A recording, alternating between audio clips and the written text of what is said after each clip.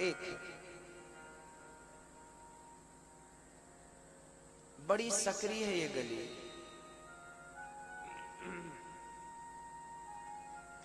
जैसे मिस्री मिलकर के एक हो जाती है, ऐसे ही हमें परमात्मा से मिलकर एक हो जाना चाहिए। सौनक जी ने प्रश्न किया है, गुरुदेव हमें कथा श्रवण कराइए ऐसी कि भक्ति बढ़े, ज्ञान बढ़े, वैराग्य बढ़ जाए।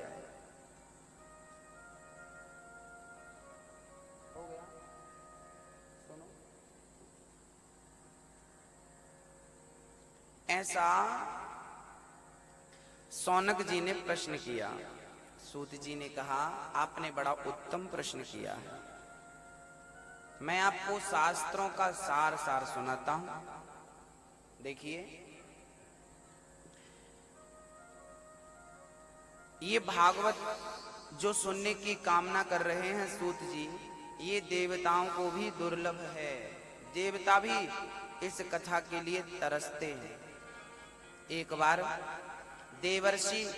बार देवराज इंद्र ने जब सुना कि परीक्षित जी कथा सुन रहे हैं, अमृतमयी कथा, तो इंद्र अपने स्वर्ग का कलश अमृत लेकर के आए और सुखदेव जी से कहते हैं, सुखदेव जी ये अमृत आप परीक्षित को पिला दीजिए और कथामृत आप हमें पिला दीजिए।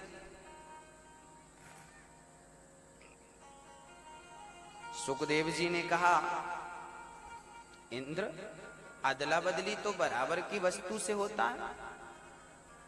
कहां तुम्हारे स्वर्ग का अमृत और कहां मणि। अरे स्वर्ग का अमृत तो कांच के टुकड़े जैसा है और कथामृत तो मणि जैसा है, तो हम कांच का टुकड़ा लेकर अपनी मणि भला कैसे आपको दे दें।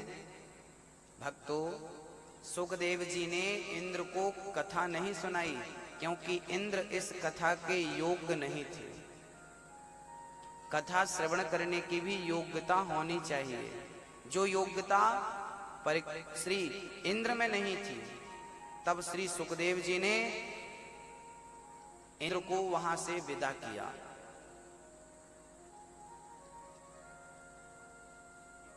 इंद्र पात्र नहीं थे। स्वर्ग के अमृत में और इस कथा अमृत में बहुत अंतर है। स्वर्ग का अमृत कोई पी ले तो स्वर्ग की संपदा मिल सकती है, लेकिन कथामृत कोई पी ले तो साक्षात परमात्मा की प्राप्ति होती है। तो भगवान को देने वाली ये कथा है, जबकि भगवान की स्वर्ग का अमृत भगवान की प्राप्ति नहीं करा सकता। तो जो ईश्वर की प्राप्ति करा सके वो अमृत सबसे श्रेष्ठ है। तो ऐसे अमृत को श्री सुखदेव जी ने इंद्र के योग्य भी नहीं समझा। कथा अमृत राजा परीक्षित को पिलाई। 7 दिन में राजा परीक्षित की मृत्यु हुई और कथा के प्रभाव से उनका मोक्ष हो गया, परमात्मा की प्राप्ति हो गई। इंद्र को आश्चर्य हुआ। उन्होंने तराजू बांधी, एक पलड़े पर भागवत को रखकर दूसरे पलड़े पर स्वर्ग के तमाम सुखों को रखकर तौल करके देखना चाहा। देखा तो भागवत का पलड़ा भारी था। आश्चर्य में डूब गए इंद्र। उन्होंने भगवान को नमस्कार किया, तब भागवत से ही भगवान प्रकट हो गए। इंद्र बोले, प्रभु आप यहां? भगवान बोले, हम यहीं रहते हैं। जहां जहां ये भागवत होती है हम वहां वहां रहकर अपने भक्तों का दुख दूर करते हैं। समा गए भागवत जी में भगवान। इंद्र का अभिमान चकनाचूर हो गया। ये भागवत देवर्षि नारद जी ने भी एक बार सुनी थी। एक बार क्या हुआ, नारद जी समस्त तीर्थों का भ्रमण करते हुए एक बार बद्री विशाल पहुंच गए। वहां पर उन्हें 4 संत नजर आए। संतों ने कहा, नारद जी आप बड़े परेशान नजर आ रहे हैं, उदास भी हैं, चिंता भी आपके चेहरे पर साफ झलक रही है। कहिए क्या हुआ आपको? तब नारद जी ने कहा, महाराज मैं बड़ा परेशान हूं। क्यों? क्योंकि संसार के लोग दुखी हैं। इनका दुख देख देख करके मेरा भी दुख बढ़ता जा रहा है, बढ़ता जा रहा है। नारद जी बोले एक बार मैं शांति पाने के लिए मृत्यु लोक के समस्त तीर्थों में गया। कहां कहां गए?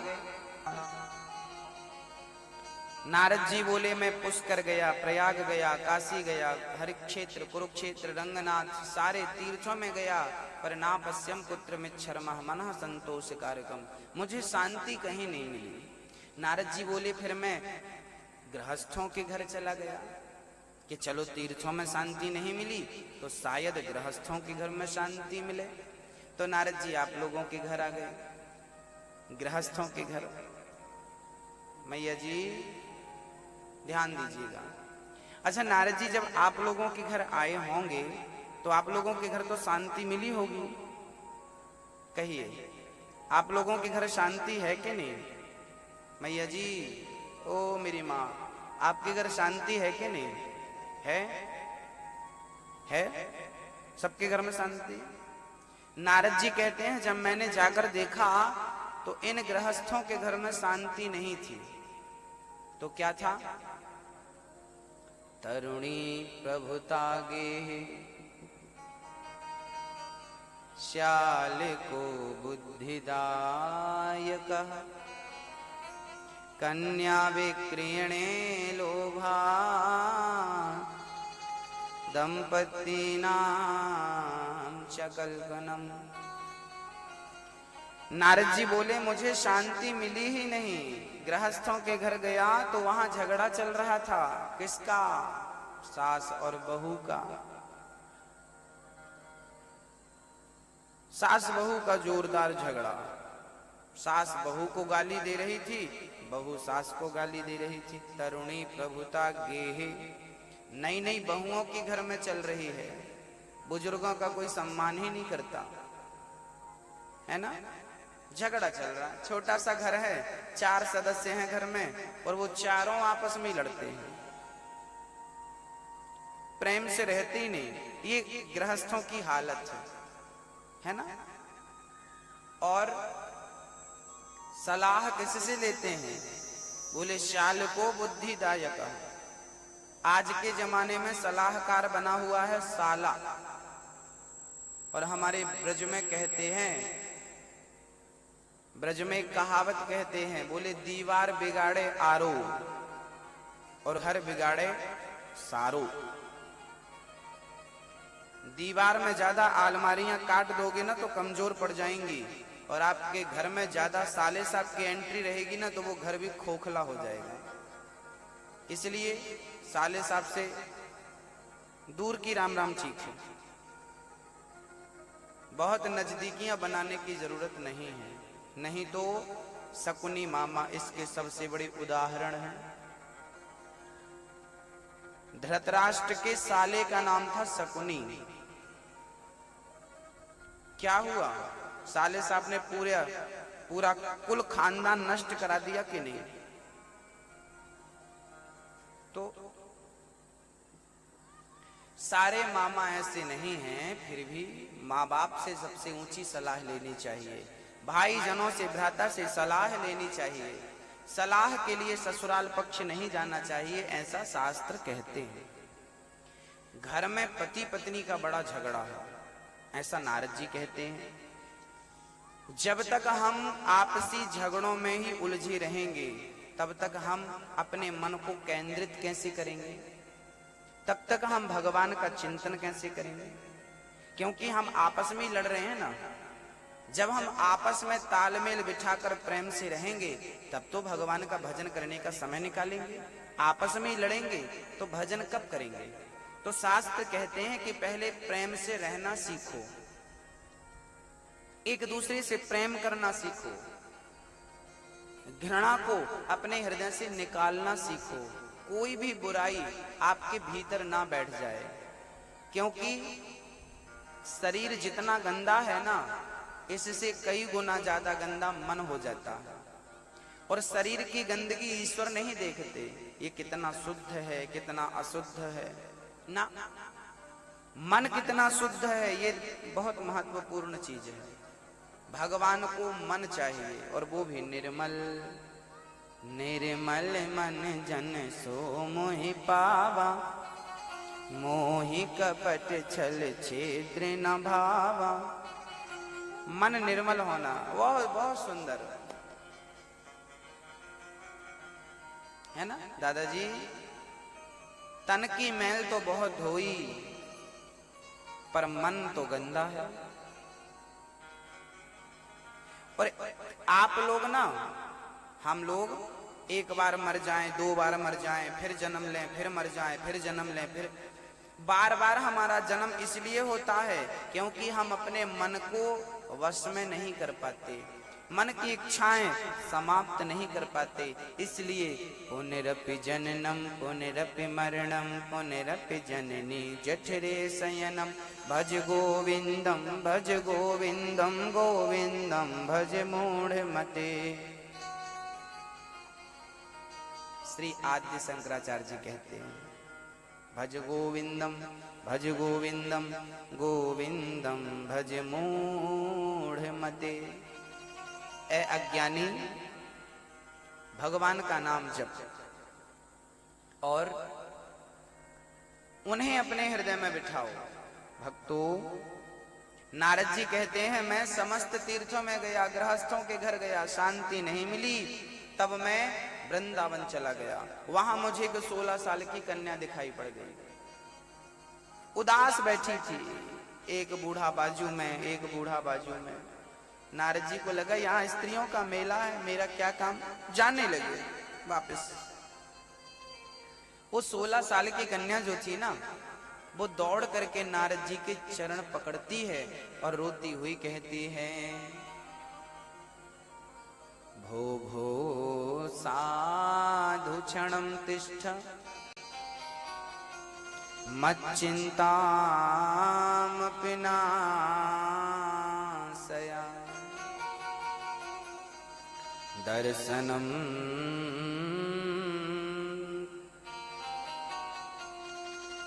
सर्वथा गेहरम परम। वो कन्या चरणों में गिर के बोली महाराज मेरा दुख दूर कर दो। नारद जी बोले देवी तुम कौन हो? मेरा नाम भक्ति है, मैं भक्ति हूँ। अच्छा आप भक्ति हो? हाँ। ये कौन है? ये मेरा पुत्र है, ये ज्ञान है, ये वैराग्य है। अच्छा। नारद जी बोले देवी आपकी ये दुर्दशा कैसी हुई, कैसे हुई? कहा महाराज कुछ मत पूछो, जब से ये कलयुग आया है ना मेरी ये हालत हो गई है।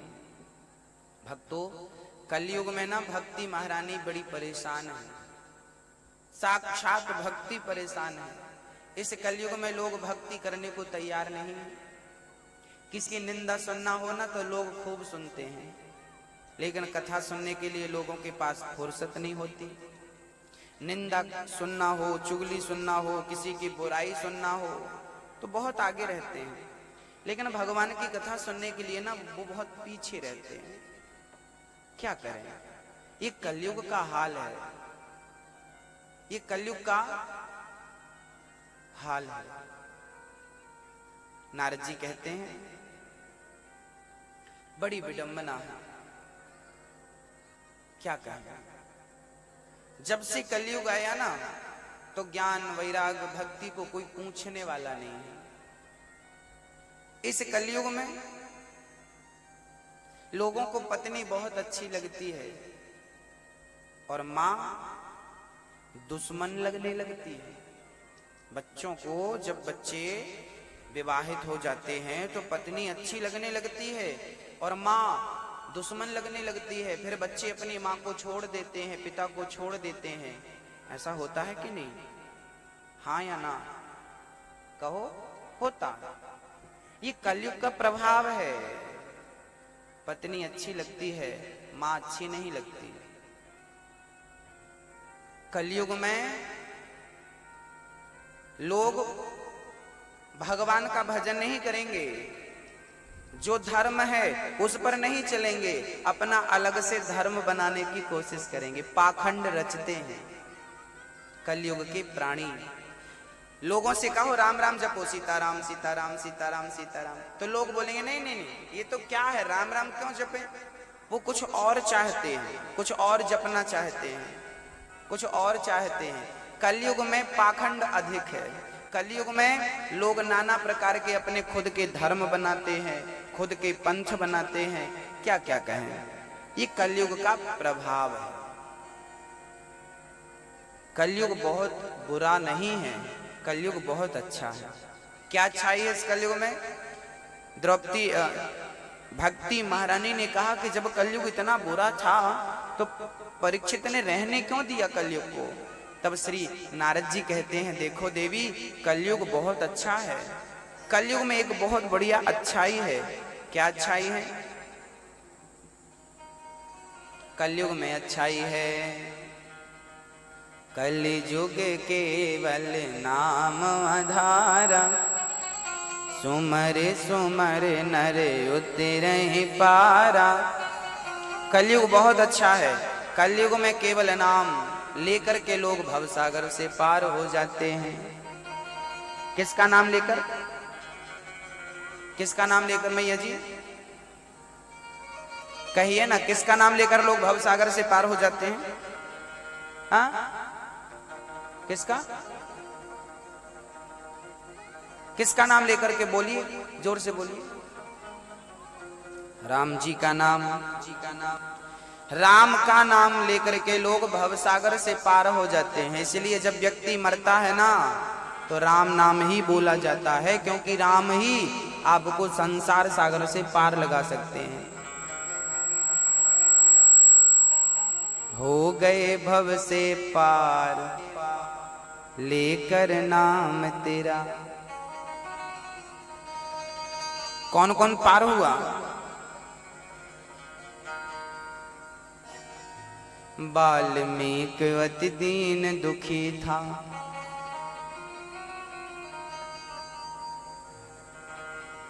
वाल्मीकि जी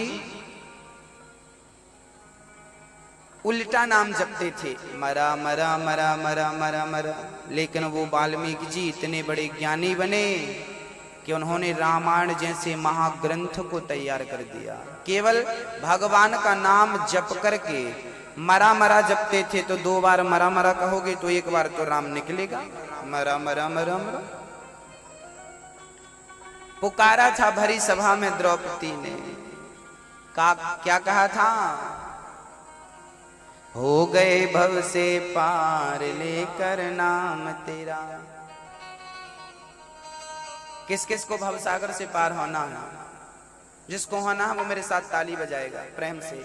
हो गए भव से पार लेकर नाम तेरा, हो गए भव से पार लेकर नाम तेरा, हो गए भव से पार लेकर नाम तेरा, हो गए भव से पार लेकर नाम तेरा।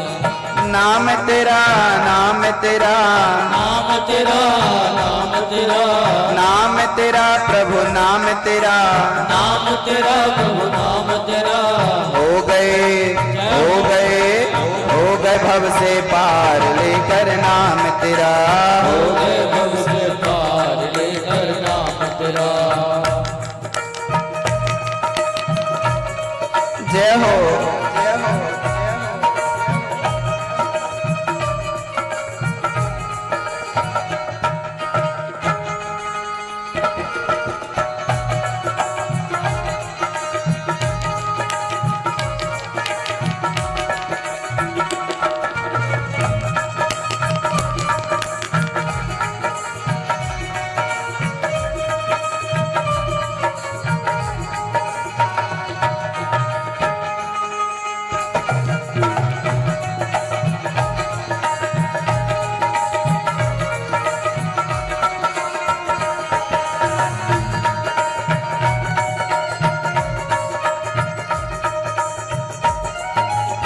नल नील जाति के बानर राम नाम लिख दिया शिला पर, नल नील जाति के बानर राम नाम लिख दिया शिला पर। थे नल नील जाति के बानर राम नाम लिख दिया शिला पर। नल नील जाति के बंदर थे, लेकिन पत्थर पर राम का नाम लिखकर जब पत्थर फेंका तो क्या वो डूब गए थे? क्या वो डूब गए थे मेरी माँ? नहीं, क्या हुआ था? पानी में वो तैरने लगे थे। क्यों तैर रहे थे? क्योंकि उनमें लिखा क्या था? उनमें राम नाम लिखा था। अरे जिस नाम के बल पर पत्थर पानी में तैर गए, उस नाम के बल पर क्या हम भवसागर से पार नहीं जा सकते? थे नल नील जाति के बानर, राम नाम लिख दिया शिला पर। थे नल नील जाति के बानर, राम नाम लिख दिया शिला पर। हो गई सेना पार लेकर नाम तेरा। हो गई सेना पार लेकर नाम तेरा। हो गई सेना पार लेकर नाम तेरा। हो गई सेना पार लेकर नाम तेरा। नाम तेरा प्रभु नाम तेरा। नाम तेरा प्रभु नाम तेरा। नाम तेरा प्रभु नाम तेरा। नाम तेरा प्रभु नाम तेरा। हो गए भव से पार लेकर नाम तेरा। हो गए भव से पार लेकर नाम तेरा।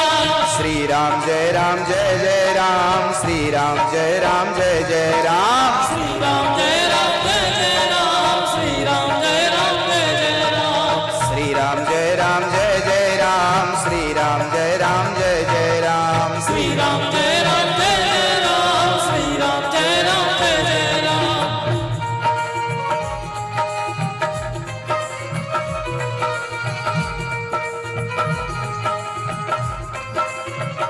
हे हरि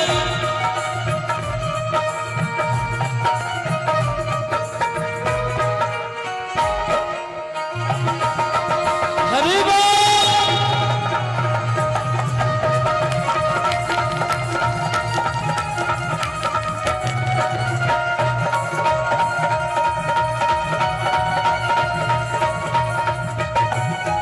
हरि सभा में द्रुपद दुलारी, कृष्ण द्वारिका नाथ पुकारी। हरि सभा में द्रुपद दुलारी, कृष्ण द्वारिका नाम पुकारी।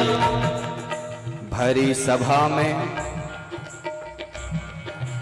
जब द्रौपदी का अपमान हो रहा था, भरी सभा में, तब किसे बुलाया था द्रौपदी ने? तब भगवान श्री कृष्ण को बुलाया था। नाम लिया था तो आए ना। हम भी यदि उस भाव से पुकारें, हम भी यदि उस प्रेम से पुकारें, तो जरूर आते हैं। भरी सभा में द्रुपद दुलारे, कृष्ण द्वारिका नाथ पुकारे। हरि सभा में द्रुपद दुलारे, कृष्ण द्वारिका नाम पुकारे। बढ़ गया चीर अपार लेकर नाम तेरा। बढ़ गया चीर अपार लेकर नाम तेरा। हो गए भव से पार लेकर नाम तेरा। हो गए भव से पार लेकर नाम तेरा। श्री राम जय राम जय जय राम। श्री राम जय राम जय जय राम। श्री राम जय राम जय जय राम। श्री राम जय राम जय जय राम। श्री राम जय राम जय जय राम। श्री राम जय राम जय जय राम। श्री राम जय राम जय जय राम। श्री राम जय राम जय जय राम। श्री राम जय राम जय जय राम। श्री राम जय राम जय जय राम। श्री राम जय राम जय जय राम। श्री राम जय राम जय जय राम। श्री राम जय राम जय जय राम। श्री राम जय राम जय जय राम। श्री राम जय राम जय जय राम। श्री राम जय राम जय जय राम। श्री राम जय राम जय जय राम। श्री राम जय राम जय जय राम।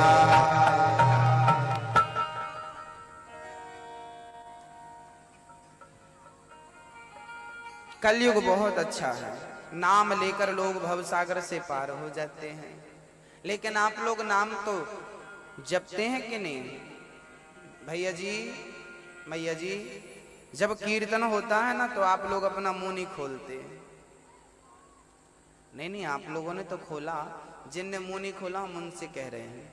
अभी हम बोल रहे थे श्री राम जय राम जय जय राम। आप लोग, कुछ लोग मुंह खोल रहे थे, राम राम बोल रहे थे, कुछ लोग चुप थे। अरे भगवान का नाम लेने का मौका मिले तो चूकना नहीं चाहिए, क्योंकि इससे बड़ी संपत्ति कोई नहीं है। राम नाम बोलने में सबसे आगे रहना चाहिए। कलयुग केवल नाम आधारा, सुमरि सुमरि नर उतरहि पारा। यद भवसागर से पार जाना हो तो राम नाम अवलंबन एकू। एक राम का नाम ही है आपको जो भवसागर से पार कर सकता है, दूसरा कोई मार्ग नहीं है उस ईश्वर तक ले जाने का। नारद जी भक्ति से कहते हैं चिंता मत करो। तभी आकाशवाणी हुई, नारद जी इन्हें गीता नहीं इन्हें भागवत सुनाइए। जब नारद जी ने सनकादियों से कहा कि ये हमें आकाशवाणी में कहा है सत्कर्म करो, ये सत्कर्म क्या है, तब सनकादियों ने कहा भागवत ही तो सत्कर्म है। नारद जी ने कहा मैंने ज्ञान वैराग्य का दुख दूर करने के लिए उन्हें गीता सुनाई, उनका दुख दूर नहीं हुआ गीता से, तो क्या भागवत से दुख दूर हो जाएगा? बोले हाँ। नारद जी ने कहा गीता से ही तो भागवत की उत्पत्ति हुई है, वेद पुराणों से ही तो भागवत को सारम सारम समुद्रतम निकाला है, सार सार सबका, वेद का, पुराण का, गीता का, उपनिषद का, ब्रह्म सूत्र का, तो क्या भागवत से कल्याण होगा? तब संतों ने कहा कि दूध से ही घी बनता है। मैया जी बहुत ध्यान से सुनिएगा, दूध से ही घी बनता है। जरा बताइए कि जो काम घी कर सकता है क्या वो काम दूध कर सकता है? घी से पूड़ी बन जाएंगी, घी से दिया जल जाएगा, जबकि दूध से ना तो पूड़ी बनने वाली है ना तो दिया जलने वाला है, जबकि दूध से ही घी निकलता है। दही, दही का मंथन, मक्खन, घी, दूध से ही घी निकलता है। फिर भी जो काम घी कर सकता है वो काम दूध नहीं कर सकता। ऐसे ही वेद पुराणों से ही भागवत निकली है, फिर भी भागवत जो गति दे सकती है वो गति कोई नहीं दे सकता। मनुष्य का कल्याण करने की सामर्थ्यता यदि किसी के अंदर है तो श्रीमद् भागवत के अंदर है। ये भागवत की कथा यदि प्राणी 7 दिन प्रेम से निष्कपट भाव से श्रवण कर ले तो 7 दिन की कथा ही इसे भवसागर से पार लगा देती है। भक्तों, नारद जी गदगद हो गए, हरिद्वार में बैठे हैं, 4 संत कथा सुना रहे हैं और बड़े प्रेम से कथा सुन रहे हैं। कथा की केवल महिमा सुनाए। सदा सेव्या श्रीमद् भागवती कथा, यस्यः श्रवण मात्रेण हरिश्चित्तं समाश्रयेत्। भागवत जीवन में कितनी बार सुननी चाहिए मैया जी? कितनी बार सुननी चाहिए? भागवत कितनी बार सुननी चाहिए? राम राम कितनी बार बोलना चाहिए? बोले इसकी कोई पाबंदी नहीं है, जब तक सांस है तब तक भगवान की कथा सुनो और भगवान का नाम लो। राम राम रटते रहो जब तक घट में प्राण, कभी तो दीन दयाल के भनक पड़ेगी कान। राम राम रोज कहो, कृष्ण नाम रोज कहो, कथा रोज सुनो, कभी तो वो सुनेगा कि हमें कोई पुकार रहा है, इसलिए नित्य उसका स्मरण करना चाहिए। भक्तों, नारद जी ने एक प्रश्न किया है सनकादियों से, महाराज हमें एक बात समझाओ। क्या? बोली इस कथा को कोई पुण्यात्मा सुने तो कोई आश्चर्य नहीं है, इस कथा को पापी सुनकर अपना मोक्ष कर ले, मुक्ति प्राप्त कर ले तो भी कोई आश्चर्य नहीं है, लेकिन जिसने जीवन भर पाप किया है, क्या ऐसा पापी इस भागवत की कथा से क्या मुक्त हो जाएगा? बोले हाँ, भागवत बड़े बड़े पापियों को तार देती है। कैसे कैसे पापियों को? ये मानवः पाप कृतस्तु सर्वदा सदा दुराचार रता विमार्गिका। क्रोधाग्निदग्धः कुटिलाश्च कामिनः सप्ताह यज्ञेन कलौ पुनन्ति ते।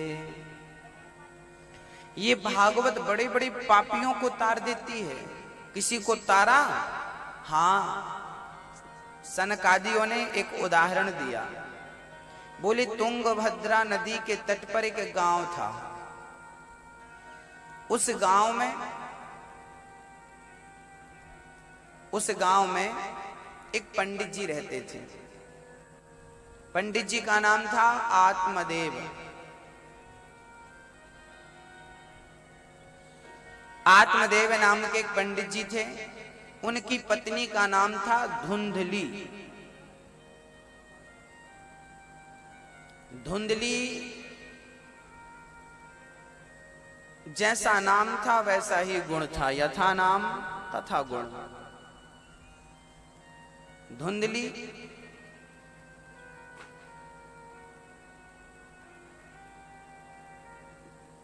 हमेशा उल्टा चलती थी। इसने कभी सीधा काम किया ही नहीं, सदा उल्टा काम करती थी। धुंधली क्या करती थी? एक दिन आत्मदेव जी ने कहा अपनी पत्नी धुंधली से कि सुनो, गांव में कुछ महात्मा आए हैं, इन्हें भोजन करा देना। धुंधली बोली मैं क्यों कराऊं, मैं नहीं कराने वाली। आत्मदेव जी जब उल्टा कहते थे ना तब ये सीधा काम करती थी। आत्मदेव जी कहते थे सुनो, गांव में महात्मा लोग आए हैं, पर तुम किसी को भोजन मत कराना। नहीं नहीं मैं तो कराऊंगी। अच्छा, पर सुनो खीर मत बनाना। नहीं नहीं मैं तो बनाऊंगी। उल्टा कहना पड़ता था तब ये सीधा काम करती। ऐसी थी धुंधली। ऐसी पत्नी के साथ रहने वाला अपने आप ही महापुरुष बन जाएगा। आत्मदेव जी महापुरुष हैं। एक दिन आत्मदेव जी अपनी पत्नी को गंगा स्नान कराने ले गए कि शायद ये गंगा नहाएगी तो सुधर जाएगी। हरिद्वार गए गंगा जी। हरिद्वार में जब पहुंचे तो आत्मदेव जी ने कह दिया वहां मत जाना, वहां गहरा है। नहीं नहीं मैं तो वहीं जाऊंगी। जिस काम को मना करो ना वही करती थी धुंधली। गई और जैसे ही वो गई डूबने लगी। बचाओ बचाओ बचाओ। पानी में बह गई, डूबने लगी। मछुआरे लोग जाल लेकर आ गए। कहो साहब पत्नी कहां, किस तरफ बही है, कहां, जरा हमें संकेत करिए। आत्मदेव जी ने कहा इस तरफ जाल डालो, इस तरफ बही है। मछुआरों ने कहा कि ये कैसे संभव है, जल की धार इस तरफ से इस तरफ को जा रही है, कोई बहेगा तो इस तरफ को बहेगा, उल्टा थोड़ी बहेगा। आत्मदेव जी बोले आप मेरी पत्नी को नहीं जानते, इसने जीवन भर उल्टे काम किए हैं। आज बही होगी ना तो उल्टी बही होगी, मुझे पता है। आप यहां जाल डालो। बही भी उल्टी, ऐसा आत्मदेव जी कह रहे हैं। जैसे तैसे पकड़ कर लाए धुंधली। जैसी पत्नी के संग आत्मदेव जी जीवन यापन कर रहे थे। आत्मदेव जी के घर सब कुछ था, पद था, पैसा था, प्रतिष्ठा थी, अच्छा खासा कमा लेते थे। आत्मदेव जी संपन्न ब्राह्मण थे, लेकिन उनके घर ना पुत्र नहीं था, संतान नहीं थी। आजकल के लोग ना संतान के लिए परेशान हैं। आत्मदेव जी भी परेशान थे। भगवान एक बेटा तो दे दो, एक बेटा दे दो। बहुत पूजा पाठ करी पर बेटा नहीं हुआ, तो उन्होंने अब बेटे की कामना ही त्याग दी। क्योंकि जो कामना हमें बार बार परेशान करे, हमें उस कामना का ही परित्याग कर देना चाहिए। क्योंकि कामना हमें रुलाती है, कामनाएं हमें परेशान करती हैं। बेटे की कामना, बेटी की कामना, ये वो।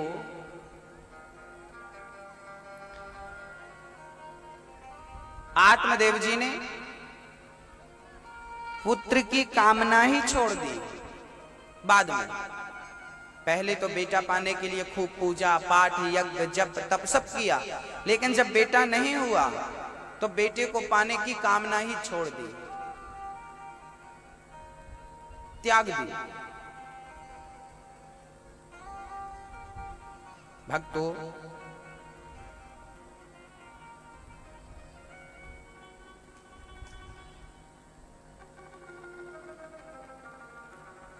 हमें ऐसी कोई कामना नहीं करनी चाहिए जिस कामना से हमारा हृदय दुखी हो जाए, क्योंकि कामनाएं ही हमें परेशान करती हैं। हमारी स्वयं की अथाह इच्छाएं, अनंत इच्छाएं ही हमें दुखी करती हैं, परेशान करती हैं।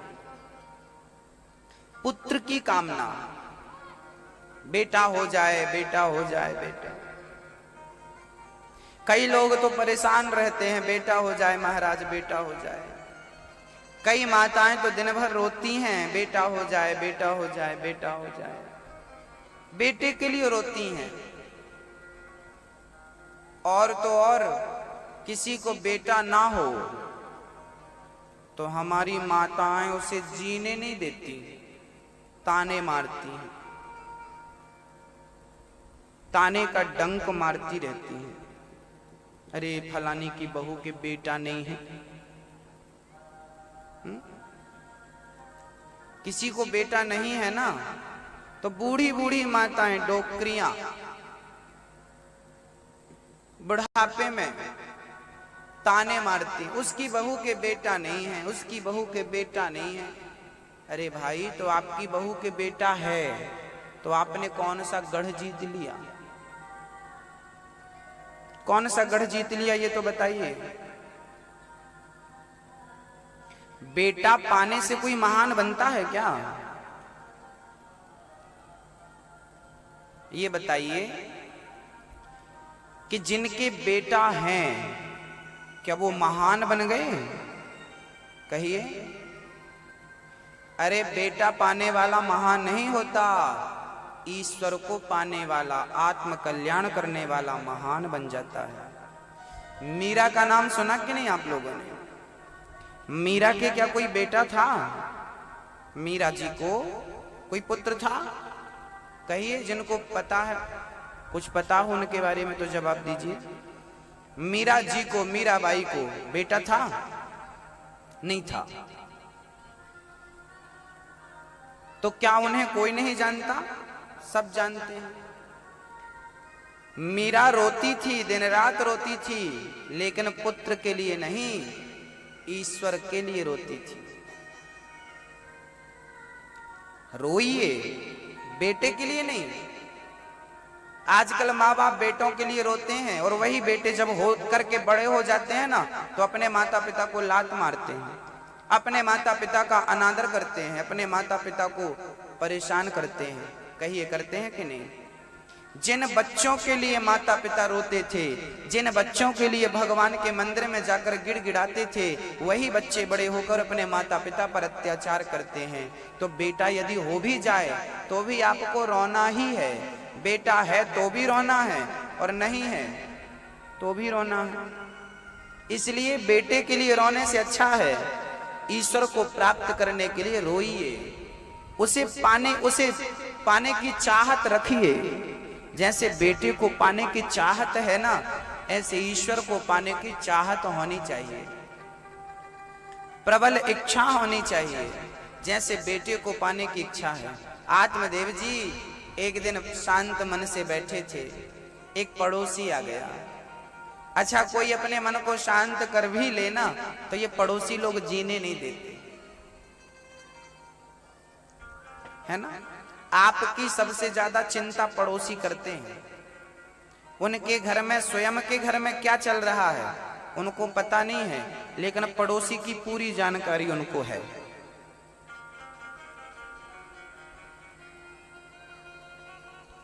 आत्मदेव जी एक दिन बैठे थे, एक पड़ोसी आ गया। कहो आत्मदेव जी कैसे हो? ठीक है।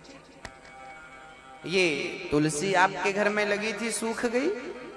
आत्मदेव जी पानी तो रोज डालता हूं, अब सूख गई तो क्या करूं? अरे बोले आपके घर बेटा नहीं है ना। देखो पड़ोसी ने क्या बात कह दी। बोले आपके घर बेटा नहीं है इसलिए तुलसी सूख गई, इसलिए गाय आपके घर में बछड़ा बछड़ी को जन्म नहीं दे रही है। लोगों को बस बोलने का मौका मिलना चाहिए। लोग खाए बिना रह सकते हैं पर बोले बिना नहीं रह सकते। पड़ोसी ने कह दिया पुत्र नहीं है, आत्मदेव जी को यह बात हृदय तक लग गई और वो घर से निकल करके जंगल में आत्महत्या करने के लिए निकल पड़े। अब मैं मर जाऊंगा, बहुत ताने सुन लिया लोगों के, मर जाऊंगा। जंगल में मरने गए। वहां पर एक महात्मा जी मिल गए। महात्मा जी ने पूछा क्यों रो रहे हो, क्या हुआ?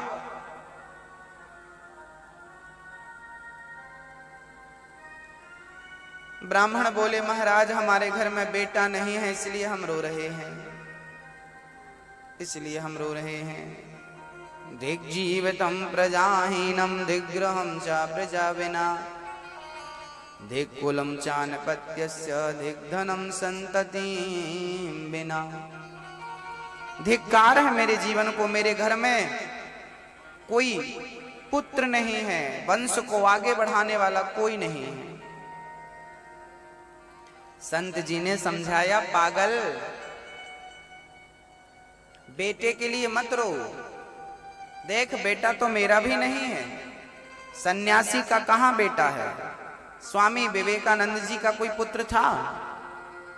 कहिए। लोग समझते हैं कि हमारा जब बेटा होगा तब हम महान बनेंगे। अरे व्यक्ति अपने अच्छे कर्मों से महान बनता है, अच्छे आचरण से महान बनता है, अच्छे संस्कारों से महान बनता है। बेटे से महान नहीं बनता। बच्चे तो पशु पक्षी के भी होते हैं, होते हैं कि नहीं? बच्चे तो पशु पक्षी के भी होते हैं, कुत्ता बिल्ली के भी बच्चे होते हैं, आपके भी बच्चे हैं।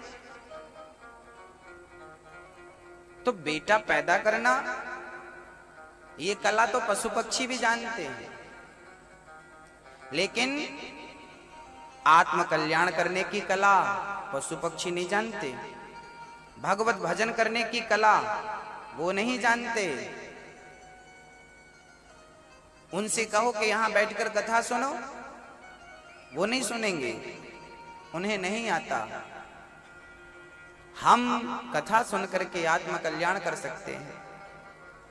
एक सज्जन बोले महाराज जी हमारा बेटा होगा तो हमारा नाम रोशन करेगा, इसलिए हमें बेटा चाहिए। हमने कहा तुम भी तो अपने बाप के बेटे हो, क्या तुमने अपने बाप का नाम रोशन किया? नहीं नहीं, हमने तो नहीं किया। तुमने बाप का नाम रोशन नहीं किया और बेटे से उम्मीद लगाए बैठे हो कि बेटा हमारा नाम रोशन करेगा। हमने कहा जो तुम ना कर सके वो तुम्हारा बेटा क्या करेगा, है ना? वो आपका पुत्र क्या करेगा? इसलिए ये लोगों ने गलत फहमी पाल रखी है कि बेटा हमारा नाम रोशन करेगा, बेटा हमारा कुल चलाएगा, बेटा हमारा ये ना। आप स्वयं भक्ति करिए। भजन करने वाले के लिए ना किसी की जरूरत नहीं होती। एक सज्जन बोले हम मर जाएंगे तो हमारे नाम का गया में श्राद्ध कौन करेगा, पिंड दान कौन करेगा? तो पिंड दान करने के लिए तो कम से कम बच्चे चाहिए। हमने कहा ना, यदि भगवान का नाम लेकर मरोगे, भगवान की कथा सुनकर मरोगे, भगवान का भजन करके मरोगे तो आपको पिंड दान की भी जरूरत नहीं है। आपका तो यूं ही कल्याण हो जाएगा। आपका फिर कोई पिंड दान करे, तर्पण करे, उसकी भी आवश्यकता आपको नहीं है। बताइए स्वामी विवेकानंद जी के नाम का किसी ने पिंडदान किया? क्या उनका मोक्ष नहीं हुआ? हो गया। अच्छे व्यक्ति को पिंडदान की भी आवश्यकता नहीं होती और पापी को तो फिर उनकी 10 पीढ़ी भी पिंडदान करे तो उनके कर्मों का फल उन्हें भोगनी पड़ेगा। समझिएगा। आत्मदेव जी को संत जी ने समझाया पर उन्होंने संत जी की कोई बात नहीं मानी। हमें तो बेटा चाहिए, बेटा चाहिए, बेटा चाहिए। महात्मा जी ने एक फल निकाला और दे दिया, लो अपनी पत्नी को खिलाना, बेटा होगा। फल ले जाकर अपनी पत्नी धुंधली को देते हैं, ये फल खा लो।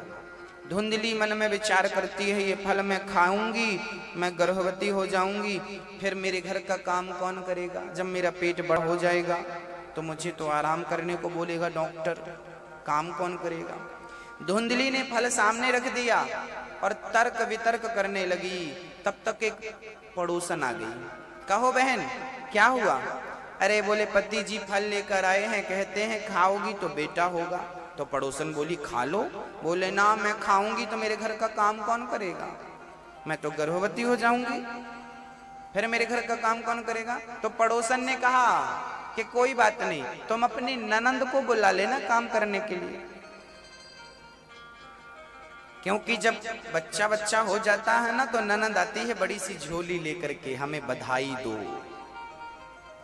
तो अपनी ननंद को तुम 5 महीने पहले ही बुला लो और खूब काम कराओ 5 महीने तक, और 5 महीने की मजदूरी के नाम पर बढ़ावा दे दो जो बन पड़े।